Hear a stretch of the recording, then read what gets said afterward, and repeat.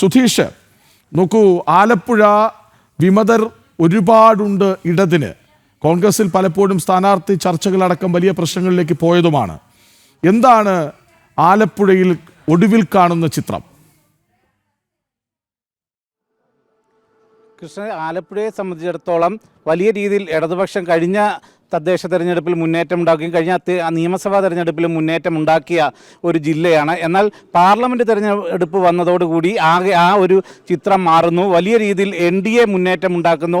UDF സ്ഥാനാർത്ഥി KC Venugopal ജയിച്ചെങ്കിൽ പോലും കോൺഗ്രസിൻ്റെയും CPM-ൻ്റെയും വിവിധ ശക്തി കേന്ദ്രങ്ങളിൽ അവിടെ NDA അപ്രതീക്ഷിതമായ വലിയ മുന്നേറ്റം തന്നെയാണ് ഉണ്ടാക്കിയത്. ഹരിപ്പാട് നഗരസഭ അടക്കം, അതിൽ ചേർത്തല ഭാഗം, കായംകുളം അടക്കമുള്ളിടങ്ങളിൽ വലിയ മാറ്റമുണ്ടായി.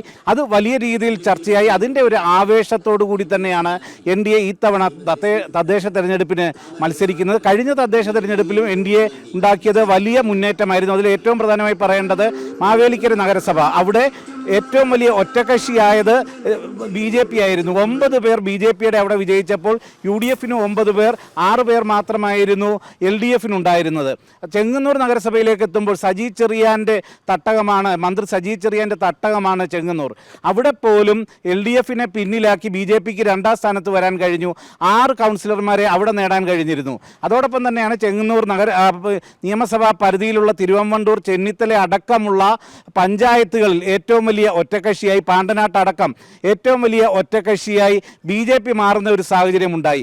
ആ രീതിയിലുള്ള മുന്നേറ്റം തന്നെയാണ് നഗരസഭകളിലാകെ തന്നെ. എല്ലാ നഗരസഭകളിലും BJPയുടെ പ്രാതിനിധ്യം ഉറപ്പാക്കിയപ്പോൾ 30 കൗൺസിലർമാരെ വിജയിപ്പിച്ചെടുക്കാനും കഴിഞ്ഞ തവണ NDAക്ക് സാധിച്ചിരുന്നു. അതിൻ്റെ ഒരു തുടർച്ചയായി വലിയ രീതിയിലുള്ള ഒരു വിജയപ്രതീക്ഷയാണ് ഇത്തവണ NDA മുന്നോട്ട് വെക്കുന്നത്. ഇപ്പം ആലപ്പുഴ നഗരസഭയിലെ ഒരു സ്ഥാനാർത്ഥി രശ്മി പുഷ്കരൻ കൂടി നമ്മളോടൊപ്പം ചേരുന്നുണ്ട്. ഏത് രീതിയിലാണ് പ്രചരണത്തിൽ എത്രത്തോളം ആത്മവിശ്വാസമുണ്ട് എന്ന് ചോദിക്കുക. എങ്ങനെ ഉണ്ടായിരുന്നു പ്രചരണമൊക്കെ നല്ല രീതിയിലാണ് പോകുന്നത്. നല്ല രീതിയിൽ എന്ന് വെച്ചാൽ ഏത് വീട്ടിൽ ചെന്നാലും അവർ പോസിറ്റീവായിട്ടുള്ളൊരു മറുപടിയാണ് നമുക്ക് തരുന്നത്. കാരണം കഴിഞ്ഞ ഒരു ഭരണം കൊണ്ട് അവർ നന്നായിട്ട് മടുത്തിരിക്കുകയാണ് ഈ ഭരണം.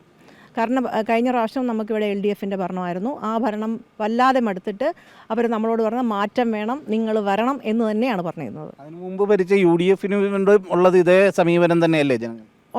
UDF ഇവിടെ അങ്ങനെ വന്നിട്ടില്ല. ഏകദേശം ഒരു 10-20 വർഷത്തിന് മുകളിലാണ് UDF-ൻ്റെ ഭരണം ഇവിടെ വന്നിരിക്കുന്നത്. പിന്നെ BJP, LDF അങ്ങനെ മാറിയാണ് ഇവിടെ വന്നിരിക്കുന്നത്, ഈ വാർഡിൽ വന്നിരിക്കുന്നത്. ഇപ്പോൾ എന്താണ് ജനങ്ങൾ കൂടുതലും ആവശ്യപ്പെടുന്നത്? ഇപ്പോൾ ഈ ശബരിമല വിഷയം അടക്കം ചർച്ചയാവുന്നുണ്ടോ? ആൾക്കാരുടെ വോട്ട് ചോദിച്ച് ചെല്ലുമ്പോൾ തീർച്ചയായിട്ടും ചർച്ചയാവുന്നുണ്ട്. അവർ പറയുന്നത് ഈ കള്ളന്മാരെ ഞങ്ങൾക്ക് വേണ്ട എന്ന് തന്നെയാണ് പറയുന്നത്.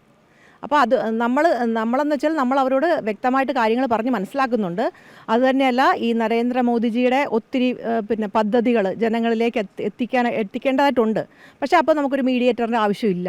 അതിന് വേണ്ടിയിട്ട് നമ്മളത് നേരിട്ട് ജനങ്ങളിലേക്ക് എത്തിക്കാം എന്ന് തന്നെയാണ് അവരോട് പറയുന്നത്. ഞങ്ങൾക്ക് ഇതിനകത്ത് ഒരു അഴിമതിയുമില്ല, ഒന്നുമില്ല. ഞങ്ങൾ വികസനം മാത്രമാണ് ലക്ഷ്യം വെക്കുന്നത്. കൊട്ടിക്കലാശം എങ്ങനെയാണ് തീരുമാനിച്ചിരിക്കുന്നത്? നമ്മൾ കൊട്ടിക്കലാശം വളരെ ഗംഭീരമായി തീർക്കാനാണ് ഞങ്ങൾ ഇവിടെ എല്ലാവരും കൂടെ പ്ലാൻ ചെയ്തിരിക്കുന്നത്.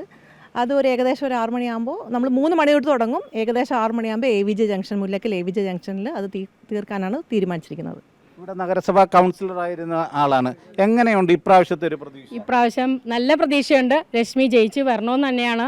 ഞാൻ ചെയ്തു വെച്ചതിൽ കുറേ അധികം പദ്ധതികൾ ഇനിയും ചെയ്യാനുണ്ട്. അത് രശ്മിയിലൂടെ അത് പൂർത്തീകരിക്കണമെന്ന് തന്നെയാണ് ആഗ്രഹം. രശ്മി ഉൾപ്പെടെ നമ്മൾ ഈ നഗരസഭയിൽ ഈ അടുത്ത പ്രദേശങ്ങളിൽ എല്ലാവരുടെയും BJPയുടെ NDAയുടെ സ്ഥാനാർത്ഥികൾ ജയിച്ച് വരണമെന്ന് തന്നെയാണ് ആഗ്രഹം. സാധ്യത എത്രത്തോളം ഉണ്ട് ഈ പ്രചരണത്തിന്? നല്ല സാധ്യതയാണ് കാണുന്നത്. ഇപ്പം ഞങ്ങളുടെ Mullakkal, Enpuram, palace ward, MO ward ഉൾപ്പെടെ എല്ലാ വാർഡിലും നമ്മൾ ചെല്ലുമ്പോൾ, ഓരോ വീട്ടിൽ ചെല്ലുമ്പോഴും അവിടുത്തെ പോസിറ്റീവ് എനർജി കാണുമ്പോൾ നമുക്ക് തന്നെ അവർക്കും മാറ്റം വേണമെന്ന് തന്നെയാണ് അവരുടെ ആഗ്രഹം. ഈ രീതിയിൽ തന്നെയാണ് ആലപ്പുഴ നഗരസഭയിലുള്ള ഒരു പ്രതീക്ഷ.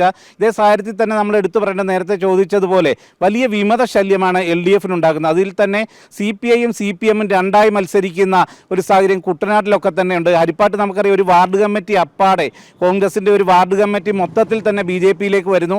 ആ വാർഡ് കമ്മിറ്റിയിൽപ്പെട്ട ഒരാൾ തന്നെ അവിടെ സ്ഥാനാർത്ഥിയാവുന്നു. അത് രമേശ് ചെന്നിത്തല ഹരിപ്പാട്ട് താമസിക്കുന്ന വാർഡിൽ പോലും BJP സ്ഥാനാർത്ഥി.